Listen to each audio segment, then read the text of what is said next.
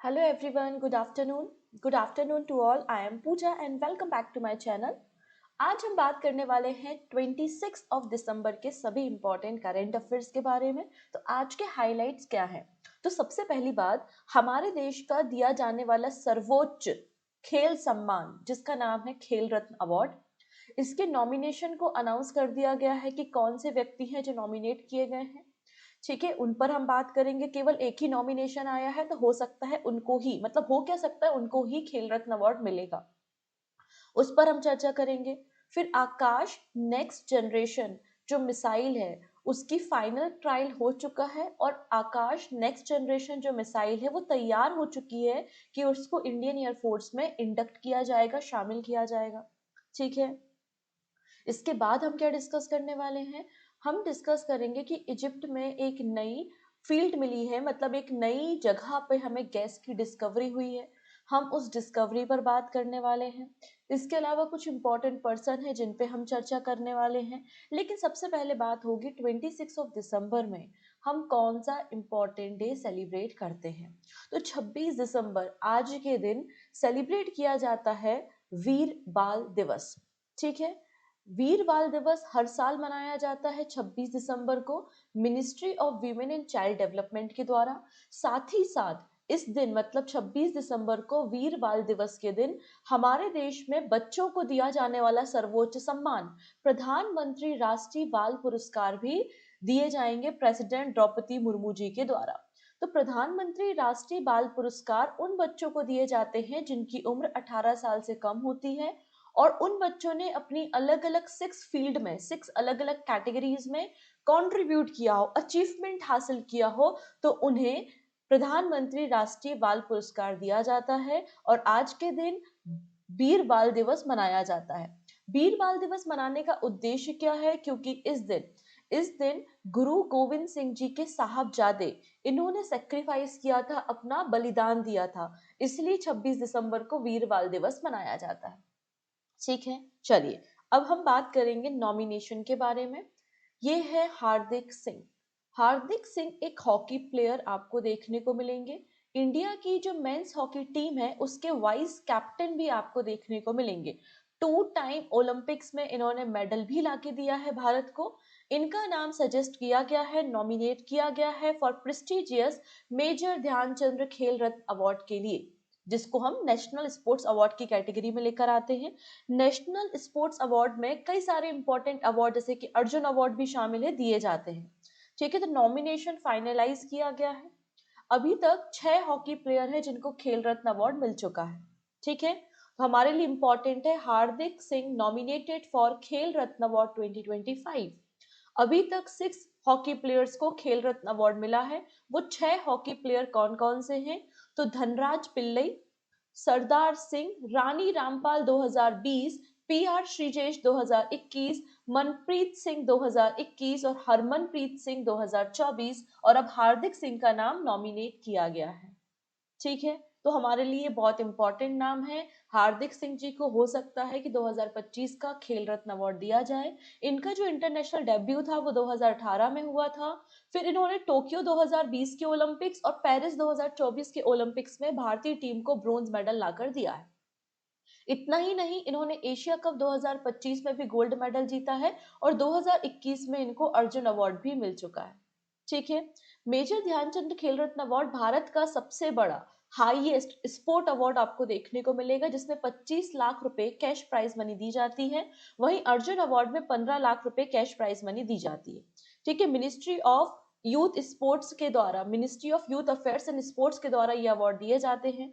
Selection committee ने 24 player के नाम सजेस्ट किए हैं फॉर द अर्जुन अवार्ड, और पहली बार योगा की फील्ड में योग आसन एथलीट आरती पाल का, ठीक है, आरती पाल का नाम सजेस्ट किया गया है, रिकमेंडेशन किया गया है अर्जुन अवार्ड के लिए। तो अगर आपसे पूछा जाए कि आरती पाल किस खेल से संबंधित है, तो योग से संबंधित आपको देखने को मिलेंगी, और ये पहली पर्सन होंगी जिनका नाम अर्जुन अवार्ड के लिए आया है, वो भी योग आसन की फील्ड में। लेकिन इस साल अर्जुन अवार्ड में कोई भी क्रिकेटर नहीं है। अगर मैं बताऊं, 2023 में अर्जुन अवार्ड मोहम्मद सामी को दिया गया था, और 2025 के नॉमिनेशन में कोई भी व्यक्ति नहीं है जो क्रिकेटर है जिनका नाम अर्जुन अवार्ड के लिए नॉमिनेट किया गया हो। क्लियर? तो ये प्लेयर्स के नाम डायरेक्टली एग्जाम में पूछे जा सकते हैं कि हार्दिक सिंह, आरती पाल का संबंध किस खेल से है, ठीक है, तो ये याद रखना। अब यहाँ पे देखेंगे आप बहुत सारे इंपॉर्टेंट अवार्ड दिए जाते हैं, जैसे कि मेजर ध्यानचंद्र खेल रत्न अवार्ड सबसे बड़ा अवार्ड है, 1991-92 में शुरुआत हुई थी। अर्जुन अवार्ड की शुरुआत 1961 में हुई थी। द्रोणाचार्य अवार्ड की शुरुआत 1985 में हुई थी। ध्यानचंद्र अवार्ड की शुरुआत 2002 में हुई थी। और मौलाना अबुल कलाम आजाद ट्रॉफी 1956-57 में शुरू हुई थी। तो कई बार इनके डेट्स भी पूछे जाते हैं, तो थोड़ा सा डेट्स भी याद रखना है, ठीक है। Now DRDO completes Akash next generation missile user trial. देखिएगा, इसकी जो पहली टेस्टिंग हुई थी, मतलब इसका जो पहला ट्रायल हुआ था वो 2021 में हो चुका था। अब इसका फाइनल जो ट्रायल है वो कंडक्ट हुआ है। मतलब अब इस ट्रायल के बाद जो आकाश नेक्स्ट जनरेशन मिसाइल है उसको हम इंडक्ट करेंगे, उसको हम शामिल करेंगे इंडियन एयर फोर्स में। तो defence research and development organisation DRDO ने सक्सेसफुली कंप्लीट कर लिया है user evaluation trial of Akash next generation, ठीक है, जिससे अब क्लियर हो चुके हैं सारे रास्ते, इसे इंडियन एयरफोर्स में इंडक्ट किया जाएगा। अगर आकाश मिसाइल के बारे में बात करें तो ये सरफेस टू एयर, ठीक है, आकाश कहाँ होता है, ऊपर होता है ना, सरफेस टू एयर आपको मिसाइल देखने को मिल जाएगी, जिसको डीआरडीओ के द्वारा तैयार किया गया है under the integrated guided missile development programme. और आपको पता होना चाहिए कि ये जो integrated guided missile development programme है, इसकी शुरुआत डॉक्टर एपीजे अब्दुल कलाम जी ने की थी। आकाश मिसाइल को 2014 में इंडियन एयरफोर्स में शामिल किया गया था। अब इसका नेक्स्ट वर्जन आया है, नेक्स्ट जनरेशन। तो ये जो नेक्स्ट जनरेशन वेरिएंट है ये लाइट है, मतलब हल्का वेट है। इसका वेट लगभग 720 किलोग्राम्स का है, ठीक है। अगर इसकी रेंज देखते हैं तो इसकी रेंज अप टू 30 किलोमीटर की देखने को मिल जाएगी और एल्टीट्यूड 18 किलोमीटर का देखने को मिल जाएगा। सॉरी, ये जो आकाश नेक्स्ट जनरेशन मिसाइल है ये लाइट वेट मिसाइल है और इसका वेट 350 किलोग्राम है। पुराना जो वेरिएंट था उसका वेट 750 किलोग्राम था। इसमें इंडिजिनियस रेडियो फ्रिक्वेंसी टेक्नोलॉजी का इस्तेमाल किया गया है। ये एक समय में 10 से ज्यादा मल्टीपल टारगेट को अटैक कर सकती है, मल्टीपल टारगेट को, मतलब मल्टीपल जो हवा में जो भी टारगेट्स है उनको अटैक करने में ये कैपेबल है। हाई स्पीड है, लो एटीट्यूड है, लॉन्ग रेंज में काम करने में कैपेबल है। 10 टारगेट को साइमल्टेनियसली हिट कर सकती है। फायरिंग रेट जो है वो लगभग 10 सेकेंड का आपको मिलेगा। और खास बात यह है कि मल्टीपल जो कॉन्फ़िगरेशन है, चाहे वो मोबाइल हो या फिक्स्ड हो, है ना, वहां से इसको लॉन्च किया जा सकता है, ठीक है। चलिए, यहाँ पर बात हो रही है integrated guided missile development programme के बारे में। 1982-83 में डॉक्टर एपीजे अब्दुल कलाम जी के द्वारा, जिन्हें मिसाइल मैन ऑफ इंडिया के नाम से जाना जाता है, इस प्रोग्राम की शुरुआत हुई थी, जिसके अंदर 5 मिसाइल्स तैयार की गई, पृथ्वी, त्रिशूल, आकाश, नाग और अग्नि, ठीक है। पृथ्वी आप देख सकते हैं कि सरफेस टू सरफेस मिसाइल है, त्रिशूल जो है वो सरफेस टू एयर है, आकाश भी surface to air mid range missile आपको मिल जाएगी, नाग जो है वो एक एंटी टैंक मिसाइल आपको देखने को मिलेगा। तो इस तरीके से क्वेश्चन एग्जाम में बन जाते हैं, तो थोड़ा सा याद रखेंगे, ठीक है। अब आप चाहो तो नोट्स भी बना सकते हो, क्योंकि बहुत ही ज्यादा अच्छी इन्फॉर्मेशन आपको मिल रही है, स्टैटिक जानकारी आपको मिल रही है। और चाहो तो आप इसका पीडीएफ डाउनलोड कर सकते हो टेलीग्राम से। टेलीग्राम की लिंक डिस्क्रिप्शन में आपको देखने को मिल जाएगी, तो वहां से फ्री ऑफ कॉस्ट पीडीएफ आपको मिल जाएगा। इसके अलावा अगर आप अपने करंट अफेयर्स की तैयारी को और बूस्ट करना चाहते हो और अच्छा करना चाहते हो, तो हमारे पास बूस्टर करंट अफेयर्स की मैगजीन है, जिसमें जुलाई से लेकर दिसंबर मंथ तक के टॉप 1500 प्लस एमसीक्यूज को एड ऑन किया गया है। ये प्रिंटेबल फॉर्मेट में है, 1 साल की वैलिडिटी के साथ है। आप इसे डाउनलोड कर सकते हैं पूजा जैन क्लासेस एप्लीकेशन से, ठीक है। इसके अलावा आपकी तैयारी को और स्पीडी करने के लिए एक गेम चेंजर मैगजीन लाई है मैंने, जिसमें जनवरी मंथ से लेकर दिसंबर मंथ तक के, मतलब पूरे साल के करंट अफेयर्स आपको देखने को मिल जाएंगे, वो भी वन लाइनर फॉर्मेट में। तो आप इस मैगजीन को भी डाउनलोड कर सकते हैं। मोर इन्फॉर्मेशन के लिए आप एप्लीकेशन को विजिट कर लेना। चलिए, ना बात करते हैं जापान के एक न्यूक्लियर प्लांट के बारे में, जिसको 2011 में शट डाउन कर दिया गया था सुनामी और अर्थक्वेक के बाद। तो 2011 में जो डिजास्टर हुआ था उसके बाद ये जापान का ही नहीं पूरे वर्ल्ड का जो सबसे बड़ा न्यूक्लियर प्लांट है जिसका नाम है फ्यूजियामा, इसको शट डाउन कर दिया गया था, लेकिन जापान अब वापस से इसको रीओपन कर रहा है, रीस्टार्ट कर रहा है, क्योंकि जापान की अपनी कुछ नीड्स हैं। जापान चाहता है कि 20% न्यूक्लियर पावर जनरेशन वो कर पाए 2040 तक, और वो इसको तभी अचीव कर पाएगा जब इस न्यूक्लियर पावर प्लांट को वो रीस्टार्ट करेगा। तो Japan is preparing to restart the Kashiwazaki Kariwa nuclear power plant, मतलब Fujiyama, world largest, for the first time since the 2011 Fujiyama disaster. क्योंकि जापान का टारगेट है कि जापान फॉसिल फ्यूल फ्री होना चाहता है, रिड्यूस करना चाहता है इसकी डिपेंडेंसी।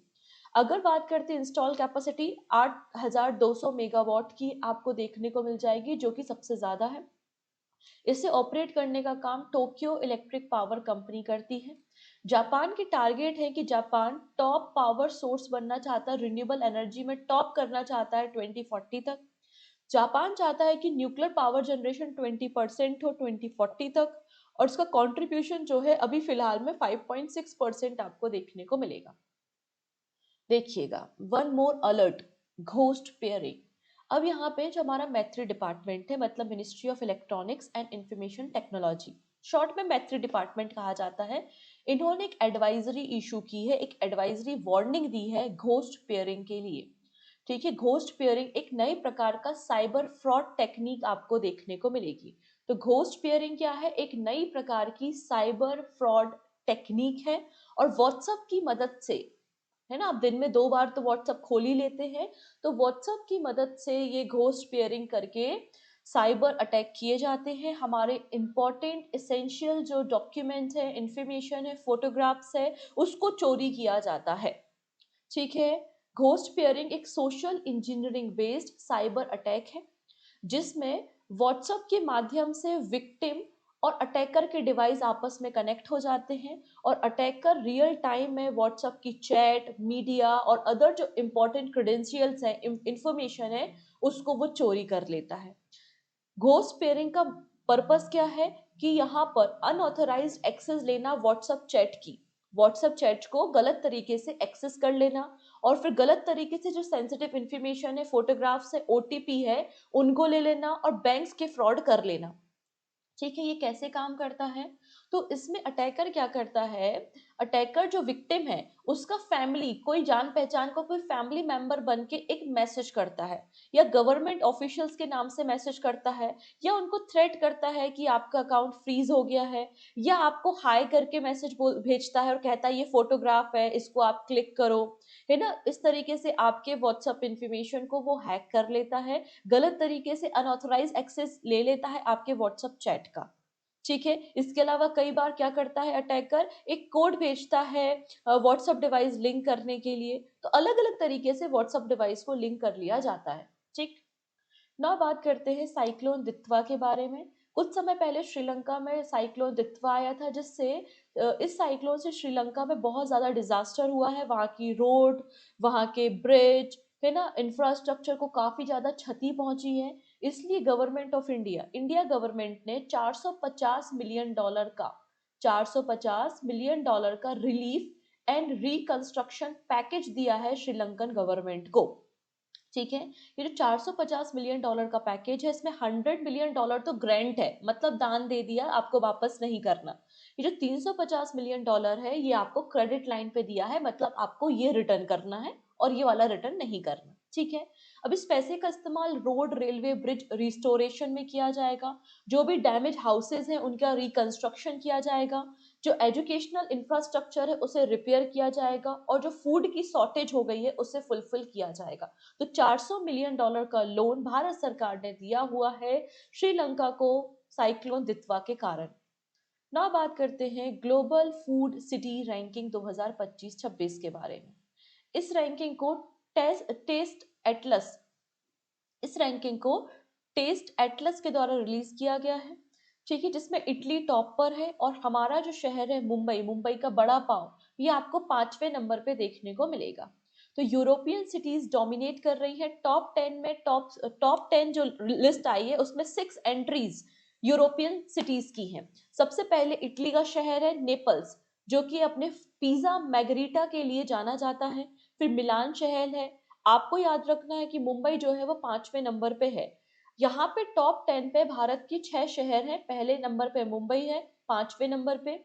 ठीक है। मुंबई के बाद आपको दिल्ली 48वें नंबर पे, अमृतसर, हैदराबाद, कोलकाता और चेन्नई देखने को मिलेंगे। ठीक है, इटली टॉप पर है। नेक्स्ट है Gujarat achieve 1879 megawatt rooftop solar capacity and leading India. देखिएगा, गुजरात गवर्नमेंट का टारगेट था कि जो घरों के ऊपर रूफटॉप जो सोलर पैनल लगाए जाते हैं उससे मतलब 1 मिलियन सोलर रूफटॉप लगाना और उससे रिन्यूएबल एनर्जी जनरेट करना।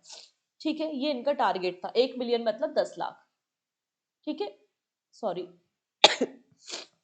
ठीक। तो गुजरात गवर्नमेंट का टारगेट क्या था कि 1 million residential rooftop solar system को इंस्टॉल करना। कब तक? मार्च 2027 तक। तो हाफ से ज्यादा मतलब 5 लाख से ज्यादा 50% कह सकते हो कि अपने टारगेट का इन्होंने फुलफिल कर लिया है। और गुजरात गवर्नमेंट लीड कर रही है, 1879 मेगावाट एनर्जी जनरेट कर रही है रूफटॉप सोलर कैपेसिटी से। ऐसा कैसे हो पाया? कैसे लोगों ने अपने घरों के ऊपर सोलर पैनल को इंस्टॉल किया? तो इसके लिए गुजरात गवर्नमेंट सब्सिडी दे रही थी। गुजरात गवर्नमेंट ने अभी तक 3,778 करोड़ 3,778 करोड़ रुपए की सब्सिडी दी है। यहाँ पे अगर सब्सिडी का स्ट्रक्चर हम देखते हैं तो 30,000 रुपए दिया जाता है पर किलोवाट, अप टू 2 किलोवाट तक। 18,000 पर किलोवाट फॉर 2 to 3 किलोवाट। और मैक्सिमम सब्सिडी 78,000 दी जाती है फॉर अबव 3 किलोवाट का, अगर आप रूफटॉप पैनल इंस्टॉल कराते हैं। ठीक है, चलिए अब बात करते हैं खेलो इंडिया ट्राइबल गेम्स के बारे में। हमारे देश में एक स्कीम चलती है which is Khelo India scheme. ठीक है, खेलो इंडिया स्कीम 2017-18 की स्कीम है। और इस स्कीम के अंदर कई सारे गेम्स होते हैं। खेलो इंडिया यूनिवर्सिटी गेम्स होता है, खेलो इंडिया विंटर गेम्स होते हैं, है ना। उसी के अंदर खेलो इंडिया ट्राइबल गेम्स की शुरुआत की जा रही है और ये पहला एडिशन है। इसका जो शुभांकर है, इसका जो मैस्कॉट है, उसको अनवील किया गया है बिलासपुर में। ठीक है, और ये पहला एडिशन है जो कि 2026 में फरवरी के महीने में छत्तीसगढ़ में खेला जाएगा। अब यहाँ पर ये जो मैस्कॉट है शुभांकर है, उसका नाम है मोरवीर। क्या है इसका नाम? मोरवीर आपको देखने को मिल जाएगा, जो कि ट्राइबल्स के करेज को इंडिकेट करता है। और इसमें जो टॉप एथलीट्स होंगे उनको 5 लाख रुपए एनुअल स्कॉलरशिप दी जाएगी 8 सालों तक। ठीक है, तो याद रखना है कि पहले खेलो इंडिया ट्राइबल्स गेम्स कहाँ हो रहे हैं? छत्तीसगढ़ में, और इसका शुभांकर है मोरवीर। चलिए अब देख लेते हैं आर्टिकल 21 चर्चा में है, उस पर डिस्कशन करेंगे। देखिएगा, हर एक कम्युनिटी की अपनी कुछ पंचायतें होती हैं, जैसे कि जाट पंचायत कम्युनिटी बेस्ड पंचायत है, जाट लोगों की पंचायत है, राइट। तो जाट पंचायत ने रिसेंटली जो मैरिड वीमेन्स हैं उनके लिए मोबाइल फोन, जो स्मार्टफोन होता है जिसमें कैमरा होता है, उस पर प्रतिबंध लगा दिया है कि अगर आपको यूज करना है तो टच पैड जो होता है ना, कीपैड वाले फोन यूज करो। स्मार्टफोन जिसमें कैमरा है वो आप इस्तेमाल नहीं कर सकते। तो caste panchayat of Jat community in Rajasthan Jalore district, इन्होंने एक मतलब एक डिस्ट्रिक्ट, इन्होंने एक सर्कुलर इशू किया है। क्या कहा है कि स्मार्टफोन को बैन किया जाता है use by the married women from the public Republic day 2026, मतलब 26 जनवरी रिपब्लिक डे से जो जाटों की महिलाएं हैं राजस्थान में, वो स्मार्टफोन जिनमें कैमराज हैं वो इस्तेमाल नहीं कर पाएंगे। एक सोशल डिक्री कास्ट पंचायत ने इशू की है। मैरिड वीमेन और जो महिलाएं बहुएं हैं, डॉटर इन लॉज, वो यूज नहीं कर पाएंगी कैमरा वाला फोन। ठीक है, ये बोला गया है। तो इसमें बोला गया है it is the violation of fundamental right. Article number 14 equality की बात करता है कि मेल स्मार्टफोन यूज कर रहे हैं पर फीमेल नहीं कर सकती। ये क्या बात हुई? तो आर्टिकल 14 न्यूज में है। आर्टिकल 19 फ्रीडम ऑफ एक्सप्रेशन और article 21 right to life and personal liability. ठीक है, तो इन तीनों का वायलेशन बताया जा रहा है।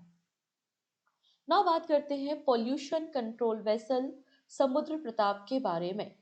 इंडियन कोस्ट गार्ड ने भारत का पहला इंडिजीनियसली डेवलप, जो पूरी तरीके से भारत में विकसित और डेवलप हुआ है, डिजाइन एंड बिल्ड हुआ है, पॉल्यूशन कंट्रोल वेसल, जिसका नाम है समुद्र प्रताप, इसको कमीशन किया है इंडियन कोस्ट गार्ड ने। ठीक है, ये पहला पोल्यूशन कंट्रोल वेसल है जो इंडिजीनियसली डिजाइन है, साथ ही साथ ये लार्जेस्ट वेसल भी है। इसे गोवा शिपयार्ड लिमिटेड के द्वारा तैयार किया गया है फॉर इंडियन कोस्ट गार्ड। इसका डिस्प्लेसमेंट 4000 टन से ज्यादा आपको देखने को मिलेगा। तो अगर पूछा जाए समुद्र प्रताप क्या है, तो बता देना भारत का पहला इंडिजीनियसली डेवलप्ड आपको सिस्टम देखने को मिल जाएगा। आई थिंक कुछ स्लाइड पीछे हो गई है, ओ माय गॉड, एक स्लाइड ना, हाँ यहाँ पे ये सब हेडिंग नहीं है, ये मेन हेडिंग है, इसको चेंज कर लेंगे। जैसे कि हमारे देश में सिविल एविएशन जो मामले हैं, है ना, उनको रेगुलेट करने के लिए अपनी एजेंसीज होती हैं, है ना। Bureau of civil aviation security आपने सुना होगा। सिविल एविएशन के मामलों को हैंडल करने के लिए bureau of civil aviation security होती है। वैसे ही हमारा जो मैरीटाइम है, हमारे जो पोर्ट्स हैं, हमारी जो शिप्स हैं, उनकी सिक्योरिटी के लिए एक नई बॉडी को स्टेब्लिश किया गया है। वो नई बॉडी है bureau of port security, bureau of port security. ठीक है, तो यूनियन गवर्नमेंट ने recently bureau of port security को स्टैब्लिश करने की परमिशन दे दी है, और ये आपकी एक स्टैचुरी बॉडी होगी। इसको मर्चेंट शिपिंग एक्ट 2025 के अंतर्गत तैयार किया जाएगा। इसका काम होगा पोर्ट की फैसिलिटीज और शिप्स को देखना, उनकी सिक्योरिटी के लिए रिस्पॉन्सिबल ये बॉडी होगी। जैसे कि bureau of civil aviation security होता है, वैसे ब्यूरो ऑफ पोर्ट सिक्योरिटी आपको देखने को मिल जाएगा। इसे section 13 of merchant shipping act 2025 के अंदर बनाया जा रहा है, और ये ministry of port shipping and waterway के अंदर काम करेगा। ये एक नोडल बॉडी की तरह काम करेगी, जो कि हमारे coastal guard, CISF, navy officer, इनके बीच में कम्युनिकेट करने का काम करेगी। मतलब एक तरीके से नोबल बॉडी की तरह काम करेगी। इसका पर्पस क्या हो जाएगा, मैरीटाइम टेररिज्म को खत्म करना, जो आर्म्स की और ड्रग्स की स्मगलिंग होती है उसे रेगुलेट करना, ह्यूमन ट्रैफिकिंग को रेगुलेट करना, इलीगल माइग्रेशन को रोकना, पोचिंग को रोकना, ये इसका पर्पस होगा। तो एक तरीके से नोडल बॉडी की तरह काम करेगी ब्यूरो ऑफ पोर्ट सिक्योरिटी। इसको बनाने के लिए गवर्नमेंट ऑफ इंडिया ने अप्रूवल दे दिया है। ठीक है, चलिए नाउ बात करते हैं लेबिरिथ के बारे में। लेबिरिथ एक प्रकार की भूल भुलैया आपको देखने को मिलेगी, दिख रही है, एक बहुत बड़ा स्टोन है जिस तरीके से भूल भुलैया इसमें बनी हुई है।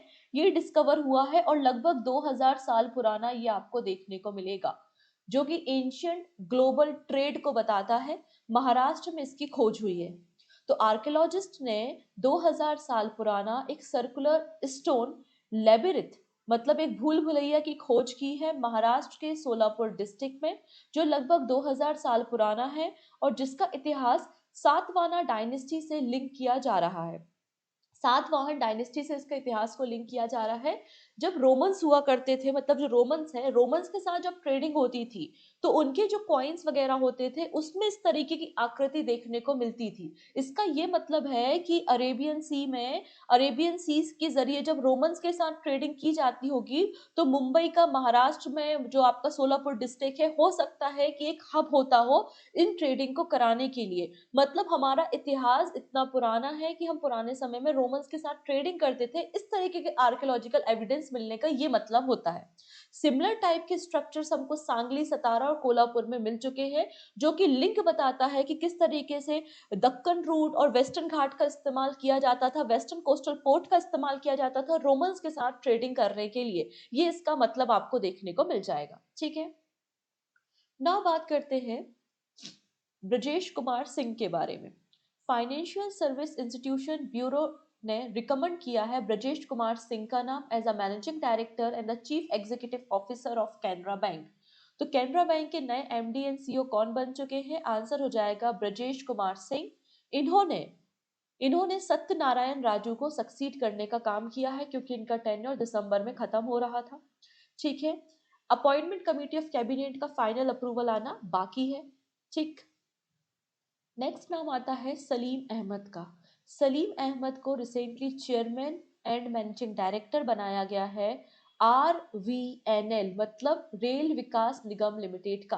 रेल विकास निगम लिमिटेड एक पब्लिक सेक्टर अंडरटेकिंग कंपनी है, जो कि मिनिस्ट्री ऑफ रेलवे के अंदर काम करती है। हमारे जो रेलवे प्रोजेक्ट्स हैं, इलेक्ट्रिफिकेशन, डबल ट्रैकिंग, ये सारा काम देखने का काम रेल विकास निगम लिमिटेड करता है, और इसके चेयरमैन एंड मैनेजिंग डायरेक्टर आपको देखने को मिलेंगे सलीम अहमद। ठीक, नेक्स्ट है new gas discovery in Egypt western घाट। तो इजिप्ट के वेस्टर्न डेजर्ट ना, इजिप्ट के वेस्टर्न डेजर्ट में एक नई डिस्कवरी हुई है। यहाँ पर जो बदर 15 एरिया है वहां पर नेचुरल गैस डिस्कवर हुई है। ये जो नेचुरल गैस का रिजर्व है ये 15 बिलियन क्यूबिक फीट का रिजर्व आपको देखने को मिलेगा, जिसकी capacity 16 million cubic feet per day gas को प्रोड्यूस करने की है। ये लोअर बहरिया फॉर्मेशन के अंदर, मतलब इस वेस्टर्न डेजर्ट के अंदर ये डिस्कवरी इजिप्ट में हुई है। चलिए अब कुछ एमसीक्यू देखेंगे। सबसे पहली बात आती है एक्सरसाइज अविया इंद्र के बारे में। ये जो अविया इंद्र एक्सरसाइज है ये इंडिया और रशिया के बीच में होने वाली एक्सरसाइज है। इंडिया और रशिया की जो एयर फोर्सेस है वो यहाँ पे पार्टिसिपेट करती हैं। 2014 से ये एक्सरसाइज आपको देखने को मिल जाएगी। इंडिया इस एक्सरसाइज को होस्ट कर रहा है और सुकोई, तेजस, MI-17 हेलीकॉप्टर ये सभी पार्टिसिपेट करेंगे इस एक्सरसाइज में। ठीक है, चलिए अब ये क्वेश्चन केवल और केवल आपको भ्रमित करने के लिए, आपको डराने के लिए और आपके टाइम को वेस्ट करने के लिए है। सिंपल सी बात पूछी गई है कि ICGS अमूल्य जो है, जिसे इंडियन कोस्ट गार्ड में कमीशन किया गया है, ये किस क्लास का वेसल है। तो मैंने सिखाया है अदम्य क्लास का वेसल आपको देखने को मिल जाएगा। नेक्स्ट है BP कानूनगो को रिसेंटली किस गवर्नमेंट एंटिटी या फिर किस कंपनी का नॉन एग्जीक्यूटिव चेयरमैन बनाया है। तो मैंने सिखाया है IIFL India Infoline finance limited के नए चेयरमैन देखने को मिल जाएंगे। अब मेघालय गवर्नमेंट ने मैंडेटरी किया है कि क्लास बच्चों का जो करिकुलम है उनमें इन दो भाषाओं को पढ़ाया जाएगा। Meghalaya government has made which language mandatory in the curriculum up to the first class. तो गारो एंड खासी, आपको पता है ना गारो खासी ट्राइब भी मेघालय में देखने को मिलती है। तो ऑप्शन नंबर बी बिल्कुल करेक्ट हो जाएगा। And this is your question of the day. Recently कौन से इंस्टीट्यूट को, किस इंस्टीट्यूट को best health technology assessment institute का अवार्ड दिया गया है। 4 इंस्टीट्यूट के नाम आपके सामने है, स्क्रीन पर है। सही आंसर आप मुझे कमेंट सेक्शन में बताएंगे। क्लियर है? सो आज के लिए इतना ही रखते हैं, बाकी सारी बातें नेक्स्ट वीडियो में हम डिस्कस करेंगे। आई होप आपने एंजॉय किया होगा सेशन। सो मिलते हैं नेक्स्ट वीडियो में। अगर वीडियो पसंद आए तो शेयर करना है, लाइक करना है, क्वेश्चन का आंसर कमेंट सेक्शन में देना है और पहली बार आए हो तो सब्सक्राइब करना है। Take care and bye bye.